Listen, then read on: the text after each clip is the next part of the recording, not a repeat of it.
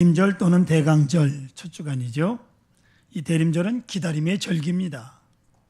기독교 신앙은 하나님을 기다리는 신앙이요, 보다 구체적으로 그것은 매 순간 하나님의 구원을 기다리는 마음의 가난함을 뜻합니다. 구원받고 천국 가는 것도 포함되지만 우리의 삶이 날마다 하나님의 구원을 이루어 가야 하기 때문입니다. 기다림은 기다림의 대상과 기다리는 자 간의 관계를 규정합니다. 기다림은 특별한 관계, 친밀한 관계 안에서 가능합니다. 보고 싶은 사람, 만나고 싶은 사람, 보기 싫은 사람 기다려지는 건 아니잖아요. 그렇다면 우리가 기다리는 대상인 하나님은 누구인가? 보다 구체적으로 우리가 기다리는 하나님이 어떻게 우리에게 구원이 되실까요? 하나님은 세상의 주인으로 역사의 승리자가 되시기 오늘 집중적으로 여러분에게 말씀을 드리려고 합니다. 하나님은 세상을 창조하신 만물의 주인으로서 우리의 삶에 대한 선하고 온전한 계획을 그분 안에서 발견합니다. 하나님은 우리의 삶에 직접 관여하고 계십니다.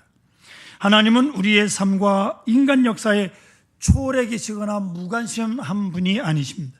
하나님 우리의 상황에 관여하시고 개입하고 들어오셔서 역사하시는 분이 하나님이십니다.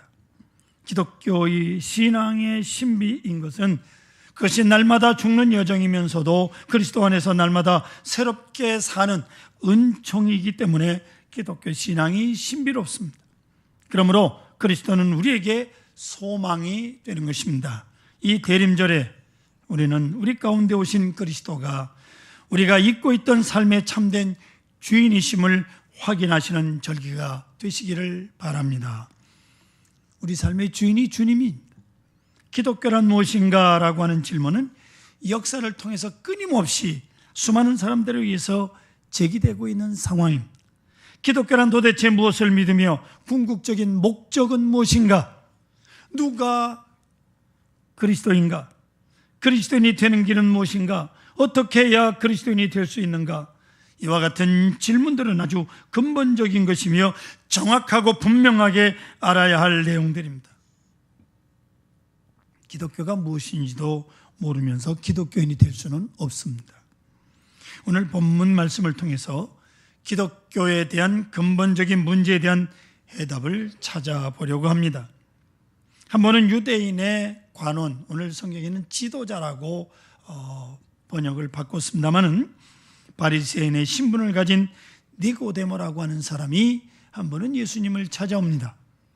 바리새인이라고 했으니까 완전하리 많지 철저한 율법가요 종교인입니다. 관원이라고 그랬는데 지도자라고 번역된 내용을 보면 그는 지성인이요 지위와 덕망을 가진 도덕적이며 윤리적으로 흠이 없는 사람이었습니다. 이런 사람이 즉 니고데모가 갈릴리 마을을 오가며 하나님 나라를 선포하는 젊은 예수님을 찾아온 겁니다. 그것도 밤중에 찾아왔다는 것을 보면 사람들의 이목이 두려웠을 것입니다. 사회적 지위와 덕망을 갖춘 종교인이요 지식인인 니고데모는 율법 종교를 대표하는 사람이었습니다. 요즘 유튜브에 유명한 분이 한 분 있습니다. 울산대학의 이정훈 교수라고 철저한 무신론자였었는데 얼마나 열렬하게 예수님을 증거하고 있는지요. 대단한 신앙의 모습을 가진 사람으로 변화돼서 간증하는 분이 계십니다. 그런 분이 니고데모가 그래요. 이 니고데모가 예수님을 찾아와 말하기를 당신이 행하는 표적을 보니 하나님께로부터 오신 선생인 줄 아나이다, 이렇게 고백을 합니다. 율법 종교의 핵심은 율법을 준행하는 데 있고요, 하나님으로부터 보내주심을 받은 증거는 표적에 있어요. 그 사람이 하나님 보낸 사람이냐 아니냐 표적을 통해서 알 수 있다, 그 말이에요. 이것이 모세 이후 율법 종교가 추구해온 신앙의 핵심입니다. 율법을 행하는 거예요. 그러므로 니고데모는 예수님이 행하시는 표적을 통해서 예수님을 하나님으로부터 온 선생으로 확인하고 싶었던 겁니다. 이러한 니고데모의 생각과 지식에 대하여 예수님이 대답하시기를 3절 보십시오. 진실로 진실로 내게 이르노니 사람이 거듭나지 아니하면 하나님 나라를 볼 수 없느니라고 말씀하고 있습니다. 여러분, 예수님께서 이 말씀을 하니까 니고데모가 늙은 사람이 나이 든 사람이 어떻게 어미 모태에 들어갔다가 다시 나올 수 있느냐고 반문을 합니다.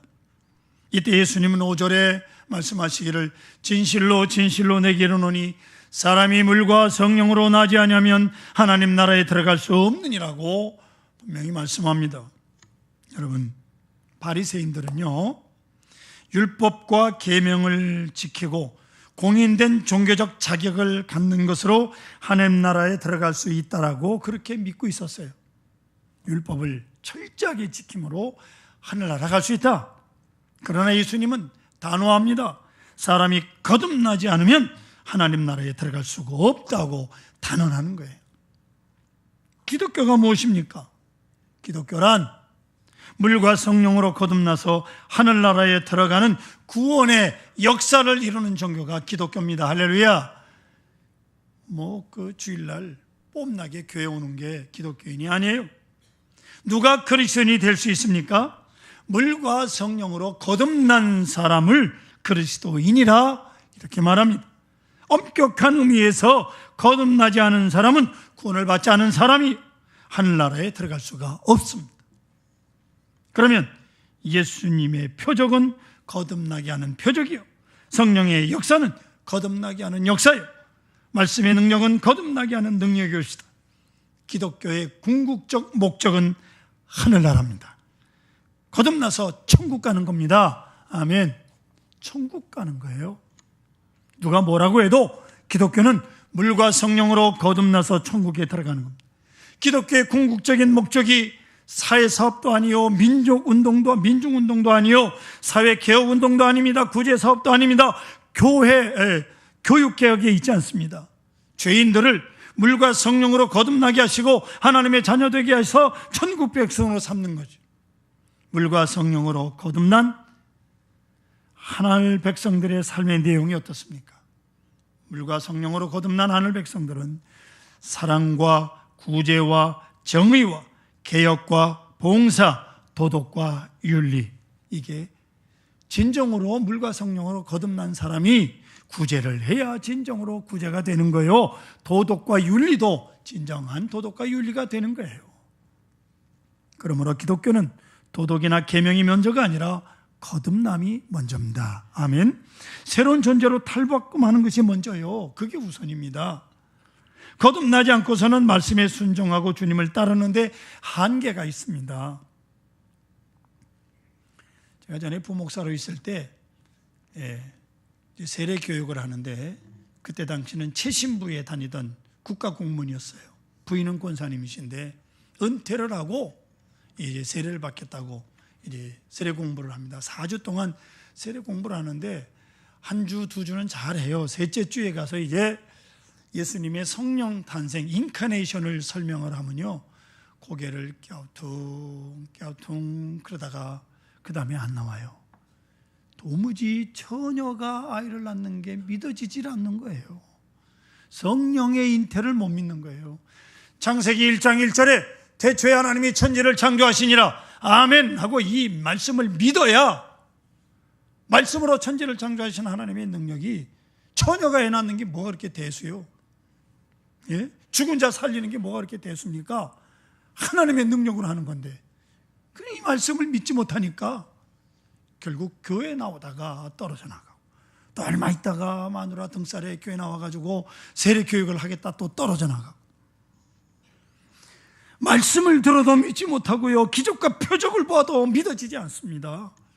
그러나 거듭나면 실체를 보지 않고서도 말씀만 들어도 예수님을 믿을 수가 있습니다. 아멘.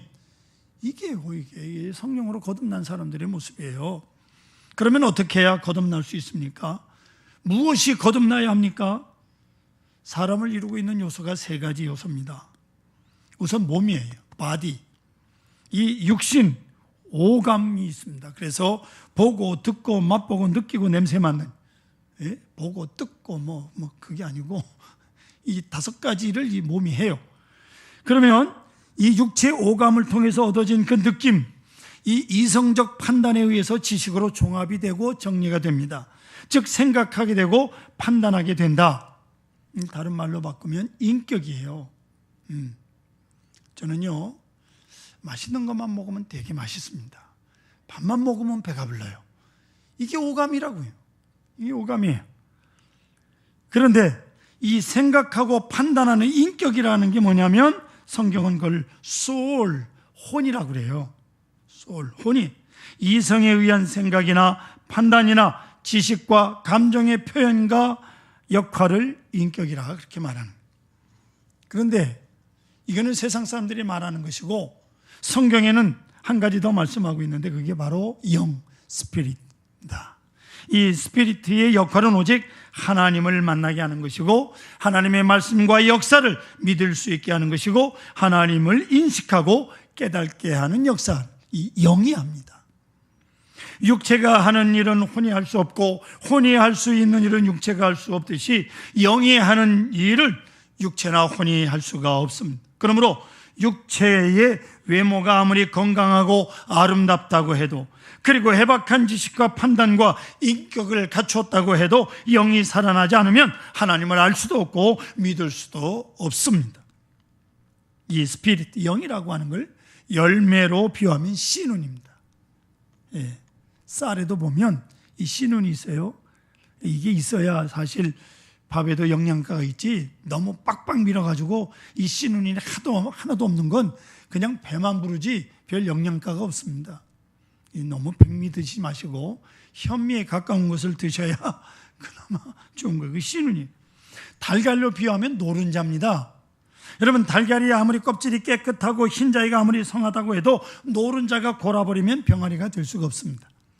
고른 달걀이 되어 쓰레기통에 버려지는 것처럼 사람이 육체를 갖추고 재성과 인격을 갖췄다고 해도 영이 죽은 상태라면 멸망해 버리는 거예요.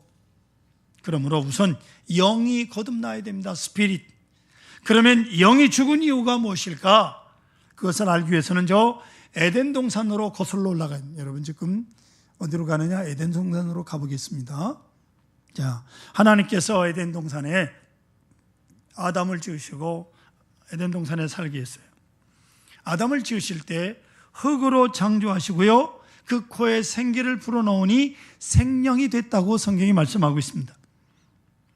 그 생명이 된 인간 아담을 에덴 동산에 살게 하시면서 각종 실과의 나무의 실과는 다 따먹으라.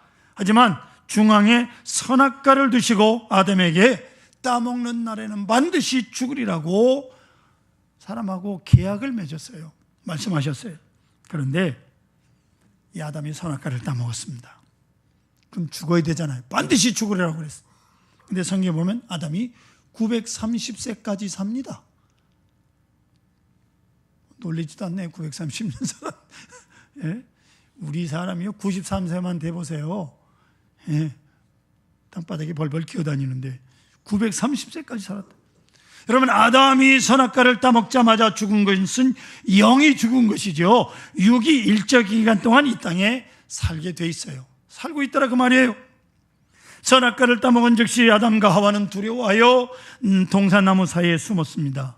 왜요? 영이 이제 없어지니까 하나님을 두려워하는 거예요. 그래서 에베소서 2장 1절에 이렇게 되어 있습니다. 그는 예수님을 말합니다.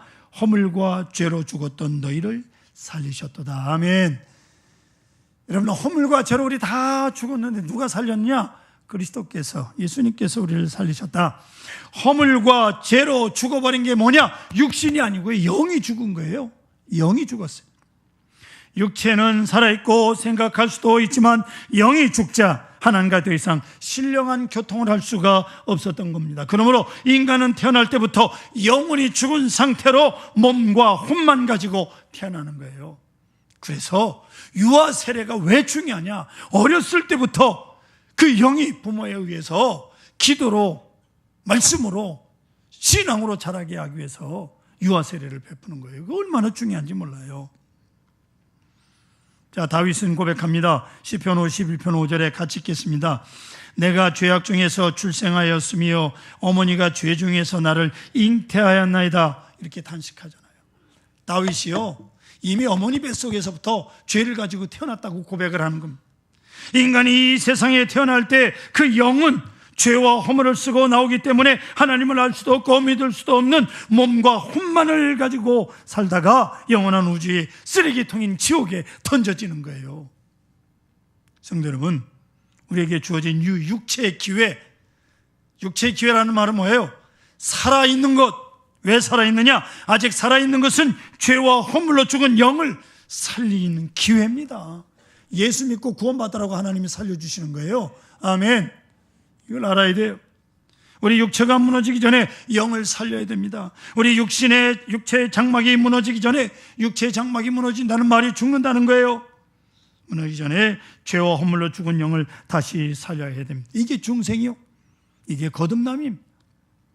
이 죄와 허물 때문에 죽었던 영을 다시 살리려면 죄와 허물을 벗겨주는 능력이 우리에게 임해야 되는데, 영을 죽인 죄와 허물을 처리하고 다시 살려내기 위해서 이 땅에 오신 분이 예수님이에요.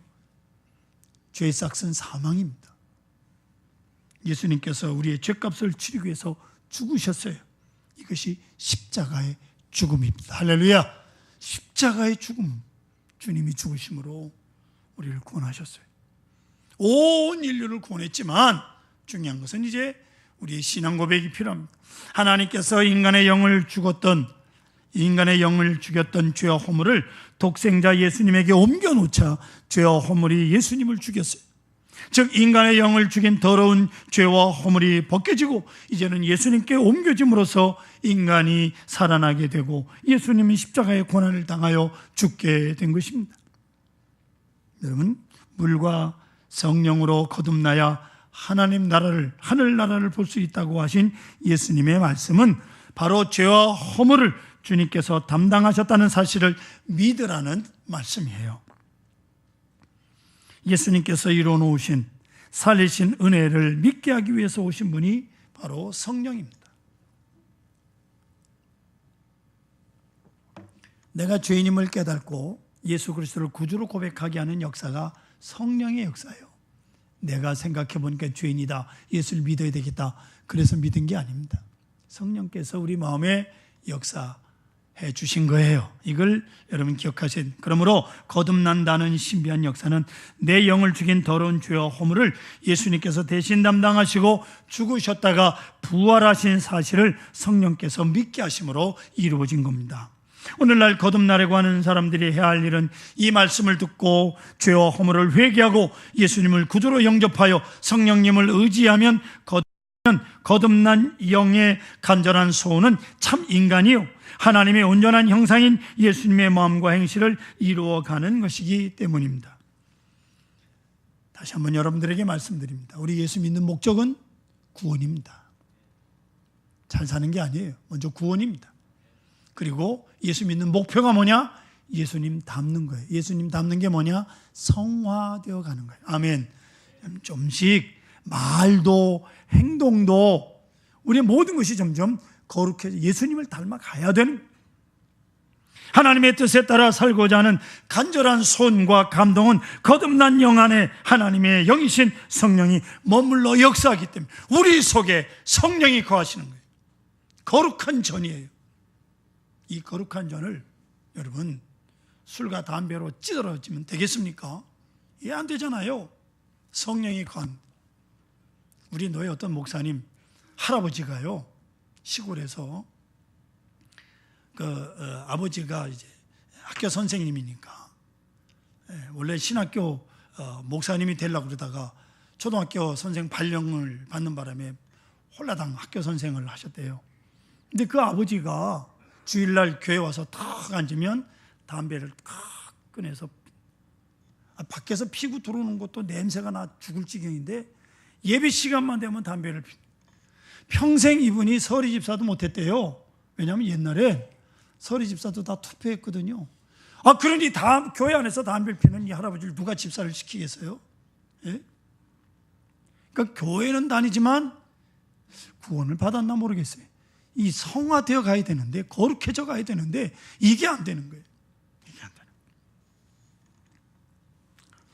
사랑하는 성도 여러분, 이렇게 마음이 예수님의 마음으로 변화되고 행실과 삶이 예수님의 삶을 본받아 따라가고자 하는 변화를 성화라 그렇게 말합니다. 이 성화의 삶은 예수 그리스도의 분량에 이를 때까지 이루어야 될 평생의 과제요, 기도며 성령님이 이끄시고 깨닫게 하시는 역사입니다.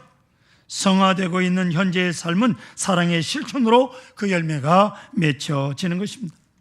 하나님을 사랑하는 깊이와 높이가 더해가고 이웃을 내 몸처럼 사랑하는 사랑의 헌신이 날로 날로 더 간절해지는 것입니다. 그러므로 거듭난 영의 지배를 받고 있는 인격은 날로 날로 성화되어야 되며 그 열매는 사랑으로 나타나야 하는 것입니다.